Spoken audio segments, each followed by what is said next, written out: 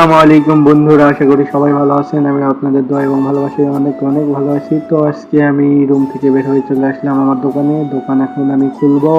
দোকান খুলে আমার কাজ শুরু করলাম। মোবাইল টেপাটেপি করলাম, কিছুক্ষণ মোবাইল টেপাটেপি করে দোকানটা একটু মুছলাম, মুছে টুছে তারপরে বসে পড়লাম। বসে থেকে অনেকক্ষণে বসেছিলাম, বস থেকে বাহিরে একটু বের হলাম। হয়ে আজকের মেঘটা অনেক সুন্দর লাগতেছিল দেখতে এবং বাহিরে বাতাসও হচ্ছিল, এই জন্য ভালো লাগলো। এই জন্য একটু না বাহিরে বের হয়ে আকাশ দেখলাম এবং প্রাকৃতিক আবহাওয়া গায়ে লাগালাম। তারপরে আবার দোকানে এসে বসে পড়লাম।